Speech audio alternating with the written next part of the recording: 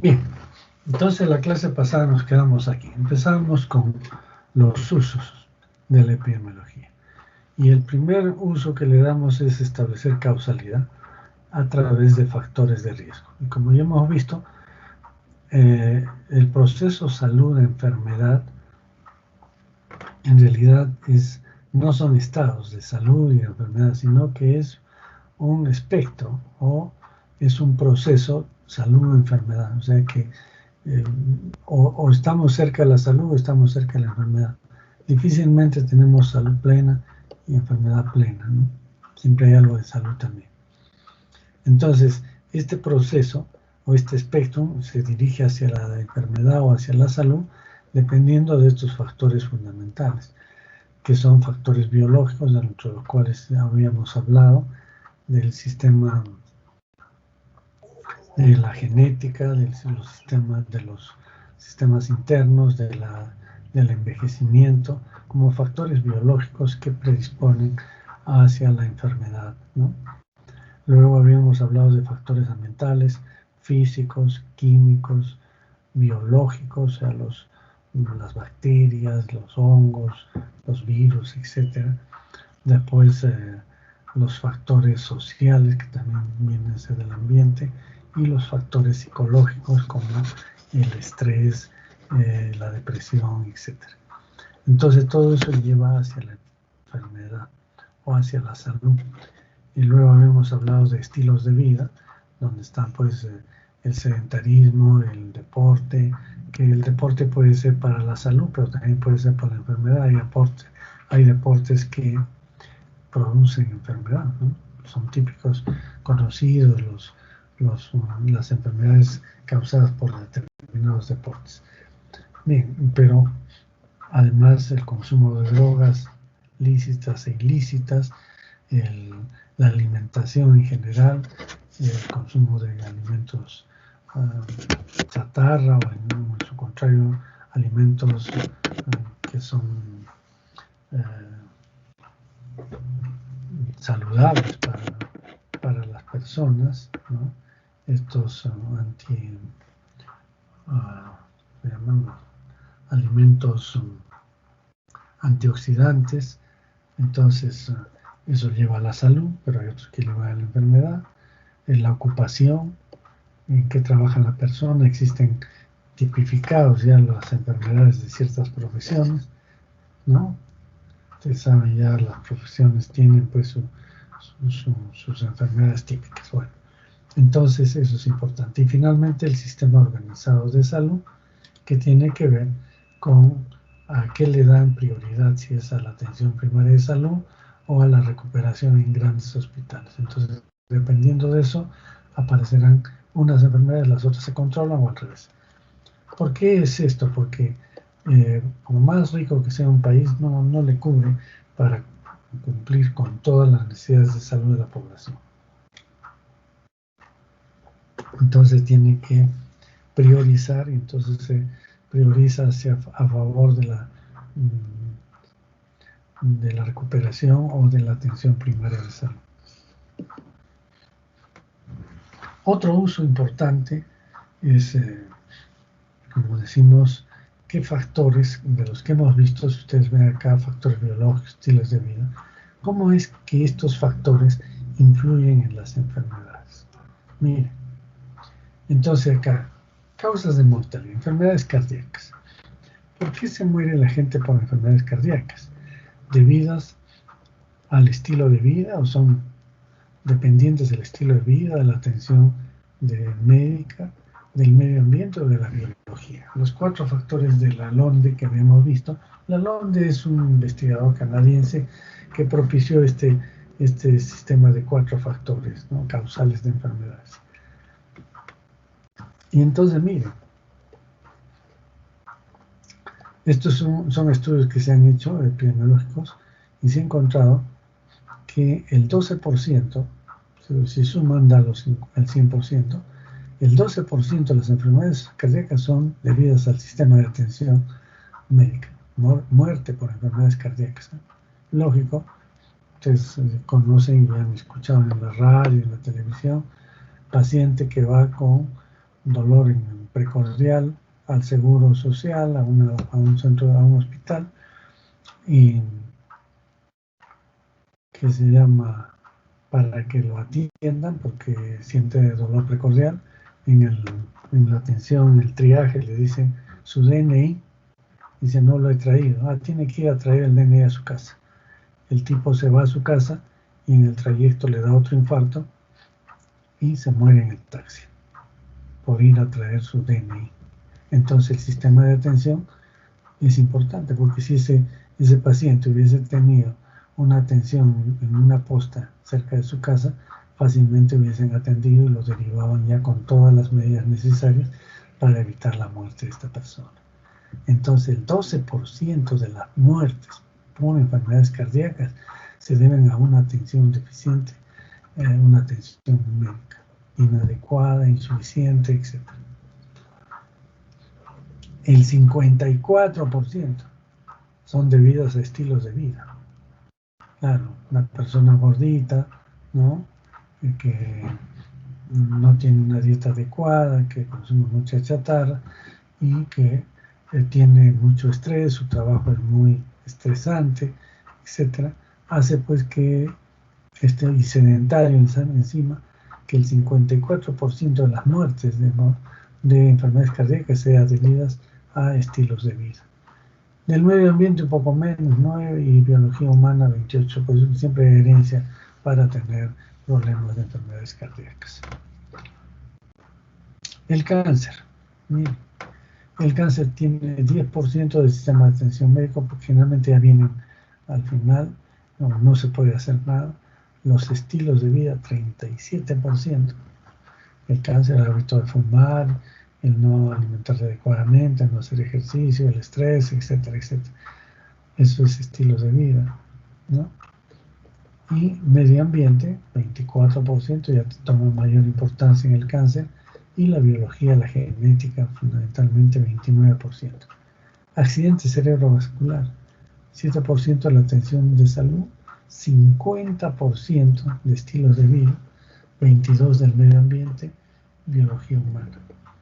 Accidentes automovilísticos, 12%, 69 estilos de vida, claro, toman hay alcohol, corren demasiado, etcétera. Entonces muchos mueren por eso, o por descuido el trabajador que lleva el ómnibus trabaja pues 24 horas seguidas sin descansar y entonces en un rato se duerme y manda al abismo todo el ómnibus con 40 personas. El medio ambiente 18%, y la lluvia, por ejemplo, los fenómenos naturales que pueden hacer que se produzcan estos accidentes. Y la biología humana en realidad un 1%. Otros accidentes, influenza y neumonía, 18, 23% estilos de vida, 20% el ambiente, y la biología humana 34%. Enfermedades del aparato respiratorio 13, 40. ¿Qué significa todo esto? Que si nosotros solamente mejorando el estilo de vida, podemos evitar casi la mitad de las muertes por estas enfermedades. Y si a eso le agregamos el medio ambiente, ya estamos sobrepasando el 50%. Bien, con solo trabajar en programas a nivel de estilos de vida y medio ambiente. Porque la biología humana es más difícil de trabajar, ¿no es cierto? Y los sistemas de atención pueden mejorar, pero no son tan importantes. Entonces acá está el problema, estilos de vida y medio ambiente.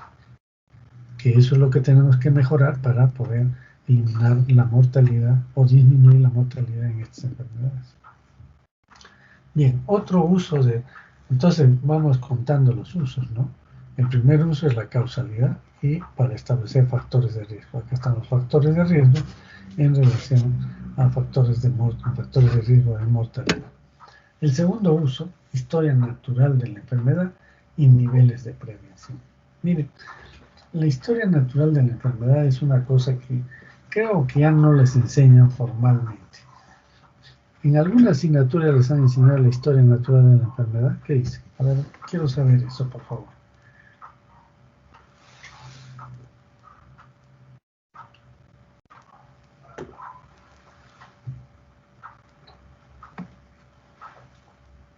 Creo que no, doctor. Bien. Esto es básico.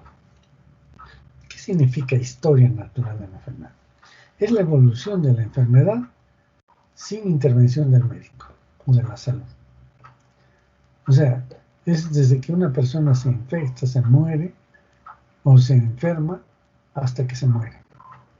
Entonces ustedes dirán, ¿cómo van a hacer el estudio de una enfermedad así? Pues si van a ver que se muera la persona. No, es que se han estudiado casos especiales en que no ha habido intervención del médico, de la medicina, y ha tenido que seguir su curso natural la enfermedad. Por eso se llama historia natural de la enfermedad.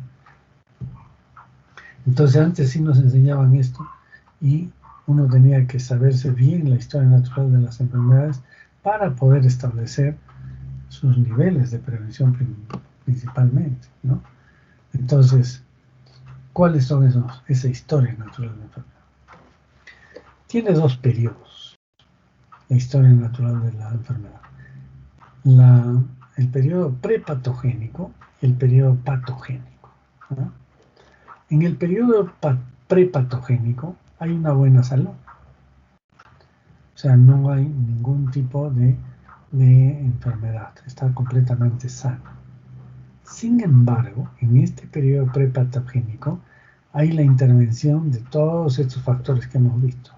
Factores biológicos, estilos de vida, factores ambientales, todos están trabajando. Y más o menos hay un equilibrio acá, ¿no es cierto? Y por eso que hay buena salud. Pero apenas se rompe ese equilibrio, nos pasamos a la enfermedad. Y eso es lo que pasa. Entonces, en este periodo patogénico está la persona, está el ambiente con contaminación, está el bacilo tuberculoso dando vueltas, y está ahí uno, pero está vacunado y está con buena salud. Ya está perfecto. Ese es el periodo prepatogénico. Primero vamos a ver los periodos. Y luego viene el periodo patogénico, ¿no? Luego, la historia natural donde está la prepatogénesis y la patogénesis. Acá ya estamos en el periodo patogénico. ¿Y cómo es el periodo patogénico? Tiene tres fases también. Los cambios preclínicos. Vendría a ser lo que es el periodo de incubación, ¿no es cierto?, en algunas enfermedades. Es decir, comienzan a producirse cambios a nivel bioquímico, celular, pero que no son evidenciados desde el punto de vista de una enfermedad clínica, ¿no? Entonces, las personas ya están sufriendo cambios acá, pero que no se manifiestan. Por ejemplo, en un cáncer de cuello uterino, digamos. Entonces ya hay alteraciones de las células, ¿no?, del cuello uterino. Por eso se hace el Papa Nicolau. Y entonces, cuando nosotros vemos ahí, hay alteraciones ya de las células. La persona no tiene manifestaciones, no tiene ninguna molestia. O cuando, por ejemplo, uno sufre una infección, el germen entra, comienza a reproducirse y todavía no es suficiente para causar molestias. Entonces, este es el periodo cambios preclínicos. Pero ya hay alteraciones. Hay alteraciones que pueden ser detectadas bioquímicamente o en exámenes de laboratorio, etc. Bien, luego tenemos la enfermedad clínica. Allí hay síntomas, signos. Y luego viene lo que es la muerte o la recuperación. O sea, una persona puede morir o puede recuperarse espontáneamente, sin ningún tratamiento. Pese a que tiene la enfermedad, puede recuperarse y sale del programa. Listo. Esto es entonces la historia natural de la enfermedad. Periodo prepatogénico, el patogénico con cambios preclínicos, la enfermedad clínica y finalmente la muerte y la recuperación. Entonces, ¿cómo podemos actuar a nivel de la prepatogénesis? O sea, a nivel del periodo prepatogénico. ¿Qué podemos hacer? Podemos actuar con la promoción de la salud y la protección específica. Y ahí tendríamos la prevención primaria. Esto se llama prevención primaria. Entonces, ¿qué significa promoción de la salud? La promoción de la salud son medidas que se dan en forma general. No van dirigidas a una enfermedad, sino a mejorar la salud en general de la persona. O sea, no va dirigido a una enfermedad en particular. Es en mejorar sus condiciones de vida de la persona. Por ejemplo, si estamos a nivel de... Vamos a ver esto que es importante. Factores biológicos, sí, se pueden mejorar sus sistemas internos, una buena alimentación, mejor, tener un sistema inmune adecuado, etcétera, ¿no? En los estilos de vida, una buena alimentación con alimentos que favorecen una nutrición adecuada, una hemoglobina adecuada, etcétera, el ejercicio que favorece también los músculos, la respiración, etcétera, etcétera. Y los factores ambientales, viven en un ambiente y hay que protegerse de alguna manera, pero es un ambiente donde uno vive todos los días. Entonces, eso significa hacer promoción de la salud. Uno mejora la salud de la persona sin tener en cuenta una enfermedad en particular, ¿no? Es prevención primaria, pero también prevención primaria es protección específica. Aquí ya la protección es contra una determinada enfermedad. Por ejemplo, en este caso que estamos viviendo es la vacunación. Y la vacuna que nos han puesto sirve pues para COVID-19, ¿no es cierto? Contra el coronavirus, pero no sirve para otras enfermedades. No nos protege del cáncer. Entonces, pero por ejemplo, si nosotros damos otras medidas, por ejemplo, de vacunación o generalmente esto es protección específica, son vacunación, pero puede ser otra cosa que no sea vacuna. Sí. Por ejemplo, hemos visto, a ver, vamos acá, accidentes automovilísticos. Miren, 69% estilos de vida. Y entonces, ¿qué protección específica? A ver, ¿qué dice? ¿Qué podemos utilizar para evitar los accidentes automóviles? Promoción de la salud. A ver, en la promoción, ¿qué podemos utilizar?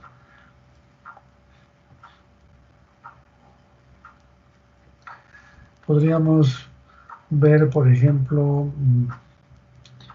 que las personas que conducen tengan su brevet. Muy bien, su licencia. Entonces quiere decir que tengan los conocimientos generales, bueno, puede ser general. Pero la persona no debe de beber, por ejemplo, o comer excesivamente. Eso es promoción de la salud, ¿no? Tener una dieta adecuada, etcétera, etcétera. Pero protección específica para evitar accidentes, ¿qué se les ocurre? A ver, ¿qué me dice? Usar cinturón de seguridad. Muy bien. Esta es una protección específica, ¿no es cierto? Y antes no se usaba, ahora se exige y todos tienen su cinturón. Y ha protegido a mucha gente de muertes o de accidentes o de lesiones severas. O estas bolsas, el airbag, ¿no es cierto? Estas bolsas de aire que también protegen específicamente contra esto.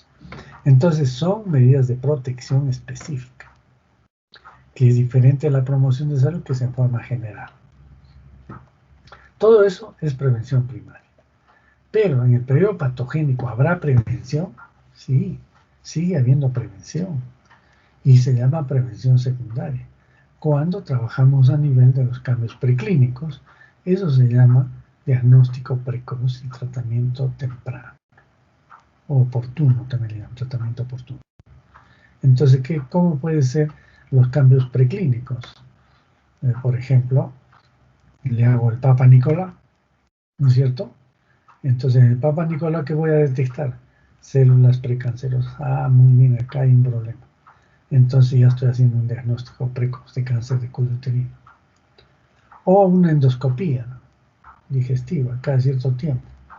O el examen del PSA para el cáncer de próstata puede ser. Aunque esto más, el PSA se usa más para evaluación de tratamiento, no sirve tanto como diagnóstico precoz. Pero la palpación de la próstata sí, en el cáncer de próstata. O las radiografías de de tórax, que también pueden prevenir enfermedades, ¿no?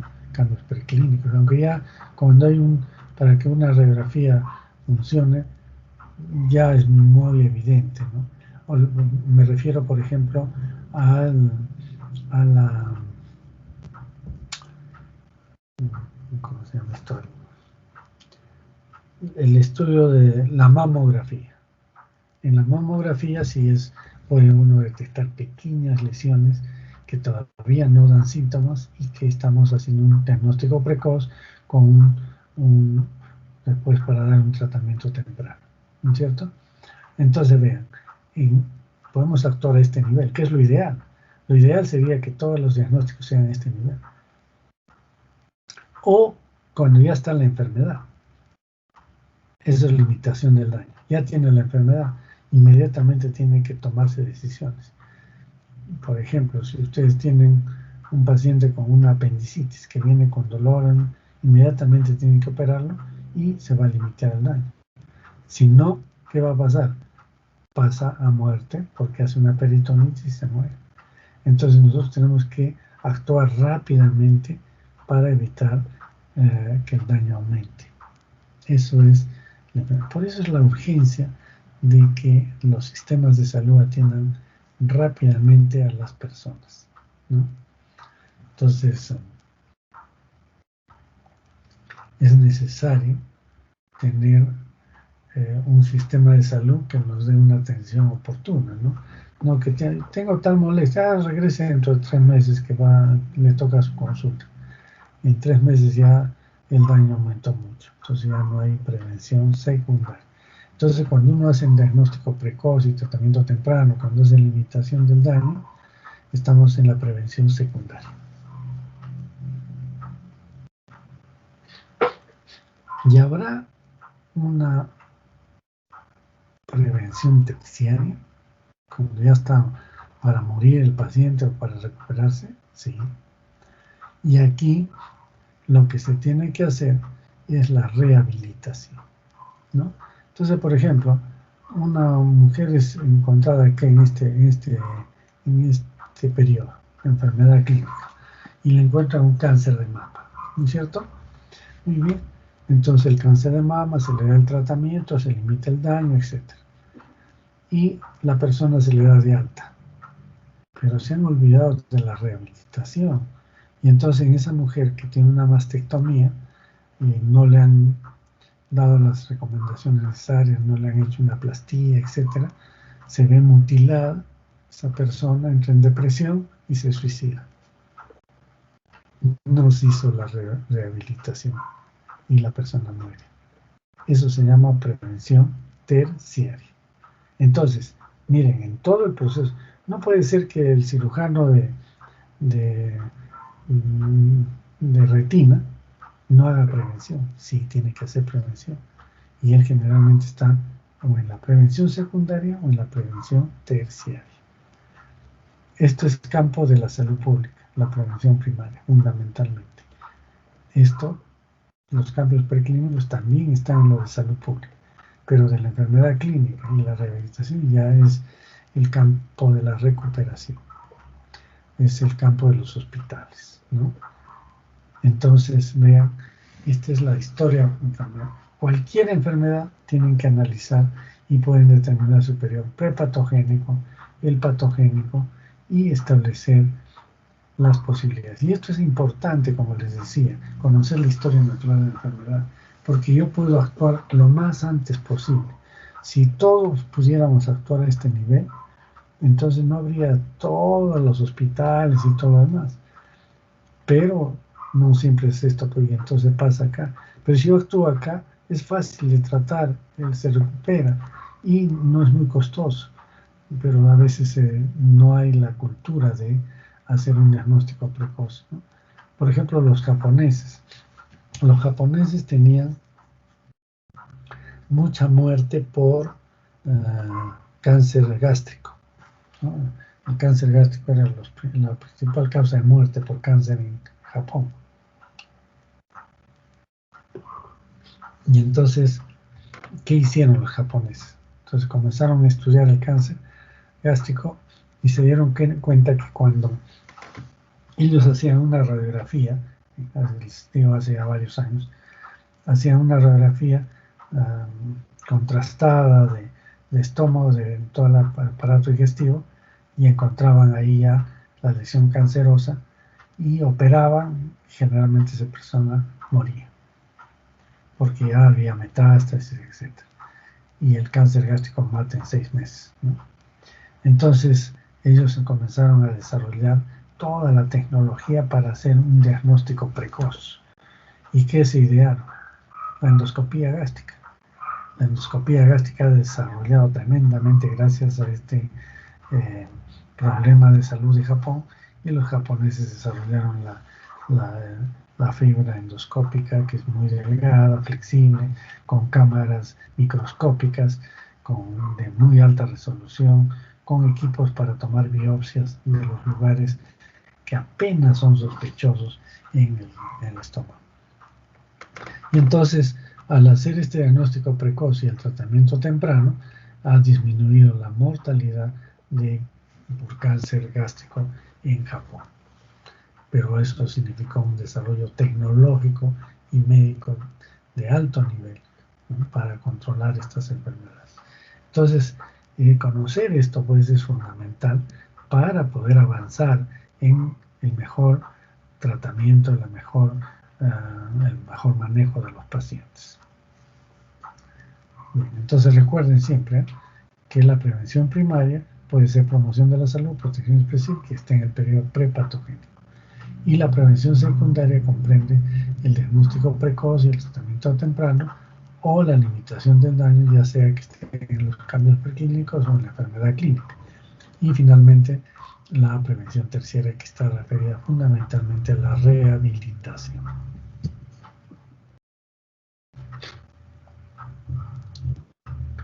Bien, el tercer uso es la descripción del estado de salud de las poblaciones. Y para ello, lo que hacemos es utilizar las variables epidemiológicas, que ya las conocen: persona, lugar y tiempo. Y tenemos indicadores de salud de estas poblaciones. ¿Cuáles son los indicadores? La natalidad, la morbilidad y la mortalidad, ¿no?, que ya las conocemos, que son tasas que nos ayudan a entender cuál es la natalidad, la mortalidad y la morbilidad de una población. Aquí tenemos otro uso, que es la valoración de la intervención. Habíamos dicho la intervención deliberada, ¿no? ¿Y cómo valoramos esto? A través de medidas de impacto. Entonces, una medida de impacto significa que de qué manera una intervención ha podido modificar las cifras o los indicadores de salud, los indicadores de salud en una población. Entonces, lo que se hace para medir la intervención, se tiene que tener una base de datos previa, un estado de salud previo a la intervención. Entonces acá determino incidencia, prevalencia, etcétera, todo lo que se puede determinar de esta población en relación a persona, tiempo, lugar, etcétera, ya está. Luego aplico las medidas de impacto que puede haber. Entonces, por ejemplo, tenemos las medidas de intervención, perdón, las medidas de intervención. Acá puede ser promoción de la salud, o sea, educación, mejoramiento de la nutrición, etc. O medidas preventivas, ya sea lo que hemos dicho acá, miren. Entonces estamos acá: protección específica, promoción de la salud. Cualquiera de esas medidas de prevención, incluso ya prevención secundaria o aún prevención terciaria, se aplica, ¿no? Y entonces hay una asistencia médica y tratamiento, ya se aplica estas medidas. ¿Y qué hacemos luego? Medimos el estado de salud post-intervención. Entonces, la comparación de estos dos estados de salud, pre y post, nos van a decir en cuánto estas medidas sirvieron, en cuánto estas medidas tuvieron impacto en la salud de esta población. Entonces, es el otro uso de la epidemiología. La epidemiología aplica métodos de diagnóstico de la población pre aplica una intervención, medidas de vacunas, por ejemplo, vamos a utilizar las vacunas, y de qué manera hacen disminuir la enfermedad en la población. Entonces, este es el otro uso de la epidemiología. Valorar la intervención a través de medidas de impacto. Los indicadores epidemiológicos que sirven para medir estas intervenciones tienen algunos problemas. No siempre se confíen de los indicadores epidemiológicos. Por ejemplo, la prevalencia, la enfermedad, la incidencia, etc. Tienen problemas. ¿Y cuáles son los problemas? Por ejemplo, la falacia ecológica. ¿Qué es la falacia ecológica? Puede ser concluir respecto a una unidad de análisis basándose en otra. A ver, vamos a ver cómo es esto. Falacia ecológica se habla cuando, por ejemplo, se generaliza. Y, a ver, vamos a verlo en términos médicos y en términos económicos. El económico es más fácil de entender. Se habla de una falacia ecológica cuando, por ejemplo, se compara el PBI de una población de un país con el PBI de otro país. ¿Qué cosa es el PBI? A ver, ¿quién sabe? El Producto Bruto Interno. Muy bien, me da gusto. Gente que sabe no solo de medicina. Entonces el Producto Bruto Interno resulta de tener toda la exportación de un país y lo dividen entre la población. Entonces, ¿cuánto produce cada individuo? Ya produce tanto. Listo. Entonces, yo quiero comparar y digo, bueno, resulta que el Producto Bruto Interno en Europa es tanto. Y en el Perú es mucho menos.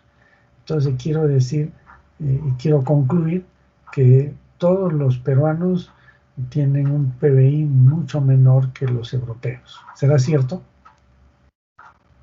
¿Qué dice?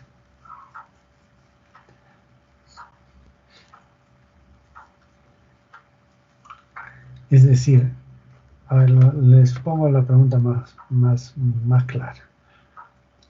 Quiere decir que un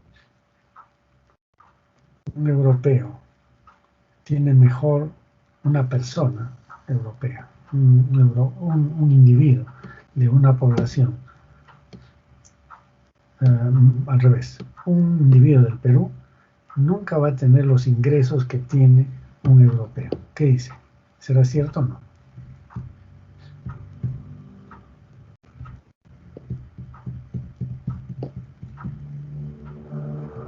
Creo que no queda clara la pregunta, ¿no? A ver.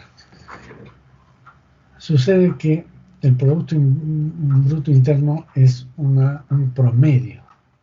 Entonces, cuando es un promedio, puede haber gente que produce pues un montón, tiene un ingreso de $1 millón de euros. Y hay gente que vive con 50 euros.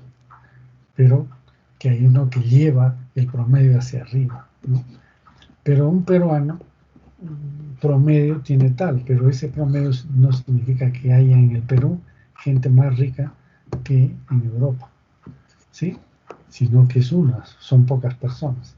Entonces, a eso se refiere la falacia ecológica. A ver, otro ejemplo.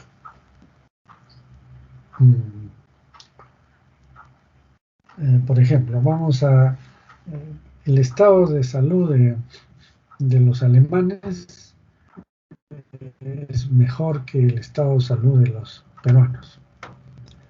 Y por consiguiente concluimos que si nosotros tomamos una persona, a un alemán, y lo comparamos con un peruano, el alemán va a tener mejor nutrición, ese alemán va a tener mejor nutrición que ese peruano. ¿Cierto? ¿Cierto o no cierto? No puedo concluir con eso, porque de repente hay peruanos que tienen mejor nutrición que algunos alemanes. Pero en promedio la mayoría sí tiene mejor alimentación, la mayoría. Pero eso no quiere decir que haya personas que tengan déficit nutricional en Alemania.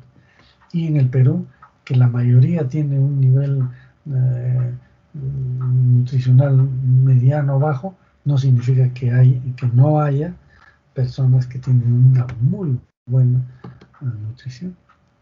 ¿Me dejo entender? Es un poco complicado esto, ¿no? Pero esa es la falacia. Entonces, no puedo concluir en relación a todo un grupo asumiendo que todos tienen la misma característica. Simplemente muchas veces los promedios esconden brechas, como les he dicho. Y entonces cuando digo que en el Perú la tasa de mortalidad infantil es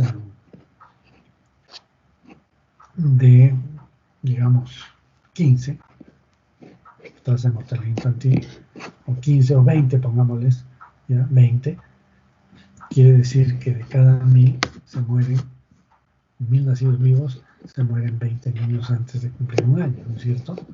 Eso es la tasa, digamos, de 20. Pero yo no, y digamos que tengo Haití, que tiene 80 niños menores de un año que mueren de cada 1000 nacidos vivos. Entonces yo puedo concluir que todos los niños del Perú tienen una probabilidad se llama probabilidad, una probabilidad de morir mucho más baja que los de allá, no.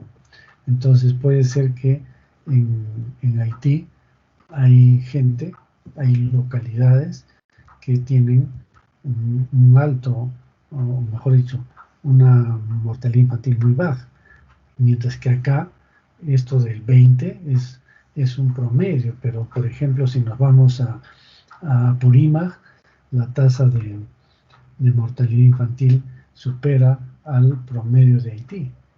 Entonces no podemos hacer esas comparaciones. Entonces hay que tener mucho cuidado con los indicadores epidemiológicos. Esto de la falacia ecológica es concluir del promedio que todos vamos a tener las mismas características de salud. Y eso es falso porque existen brechas. Creo que con eso concluyo. Entonces, en un grupo poblacional no todos tienen lo mismo. En cualquier característica hay variaciones y a veces variaciones de extremo a extremo que se esconden a través de un indicador, porque el indicador es un promedio. ¿Queda claro ahora sí? ¿Preguntas? Porque es importante esto. ¿No hay pregunta? Bien. Variaciones en la base. Este es otro problema. Comparación de tasas. Cuando, por ejemplo, nosotros comparamos tasas, cuando hay una población pequeña, entonces el denominador es pequeño. Y los denominadores pequeños hacen que se varíen mucho rápidamente las tasas por pequeñas variaciones en el numerador. Esto es variaciones en la base. Entonces hay que tener cuidado con esto porque no es lo mismo cuando el denominador es una población grande, un número grande, que cuando el denominador de otra población es un número pequeño. Y por eso se hace estandarización de tasas. ¿De acuerdo? Entonces, cuando hay variaciones en la base, no se pueden comparar tasas simplemente o directamente. Hay que hacer estandarización de tasas. A eso se refieren las variaciones en la base. Otro problema de los indicadores epidemiológicos son asociaciones falsas o espurias. ¿Qué significa? Por ejemplo, un estudio hicieron en mujeres que tenían tuberculosis. Entonces, el estudio era muy simple. Iban a un centro de neumología y que se llama, tomaban nota qué enfermedad tenía y además qué color de zapatos tenían esas personas. Y encontraron, cuando hicieron los cálculos, encontraron una asociación entre las personas que tenían tuberculosis y el uso de zapatos negros. Miren, entonces dijeron, miren, algo tiene que ver los zapatos para la aparición de la tuberculosis, porque los que tenían zapatos de colores iban por otros problemas neumológicos, no tuberculosis. Y entonces, ¿a qué se debe eso? Eso se llama asociación falsa o espuria, que no tiene nada que ver el zapato, el color del zapato con la tuberculosis. Pero ¿por qué aparece esa asociación? Simplemente es matemática, pero puede tener otras explicaciones. La explicación es, por ejemplo, que si son mujeres, si tienen dinero, a ver, si tienen dinero y ustedes van a usar ropa de diferente color, el zapato también tiene que ser de diferente color, ¿no es cierto? Entonces, pero si una mujer no tiene dinero, ¿qué hace? Se compra zapatos negros porque le hacen juego para todos los colores, ¿no es cierto? Entonces, lo que está revelando en realidad el color de los zapatos es fundamentalmente la situación económica. Y la situación económica sí tiene que ver con la tuberculosis.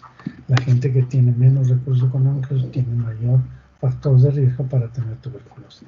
Entonces, esta asociación entre zapatos, el color de los zapatos y la neumonía no tiene nada que ver. Son asociaciones que se establecen por otro lado, pero que no tienen que ver directamente nada. Entonces, esas se llaman asociaciones falsas o espurias. Ahora, las varianzas en las tasas con denominadores pequeños, también eso es importante, ¿no? Es parte de lo que les decía acá, que a veces los denominadores son tan pequeños que alteran rápidamente el indicador. Y acá más que variaciones en la base se refiere a que las poblaciones que tienen diferente pirámide poblacional no pueden compararse. Eso sí, quizás un poco adelante el tema. Entonces, cuando hablamos de variaciones en la base, estamos hablando cuando tienen diferente pirámide poblacional, no se pueden comparar tasas y se tiene que hacer estandarización de tasas. Y aquí las varianzas de tasas con denominadores pequeños altera mucho cuando el denominador es pequeño, o sea, el denominador generalmente viene de la población. Entonces, en poblaciones pequeñas, las variaciones que puede haber del indicador es muy grande, apenas haya variaciones pequeñas en el numerador, debido a que los denominadores son pequeños. Entonces, mientras que en una población, cuando es muy grande, las variaciones son pequeñas. Esto es importante tener en cuenta para no caer en comparaciones. Cuando yo establezco la comparación entre dos tasas, una que tiene un denominador pequeño y una que tiene un denominador muy grande, es porque puede haber equivocaciones muy, muy grandes, ¿ya? Bien, entonces esto es lo que se es otros indicadores que los hemos visto en parte. Entonces aquí quedamos en la clase.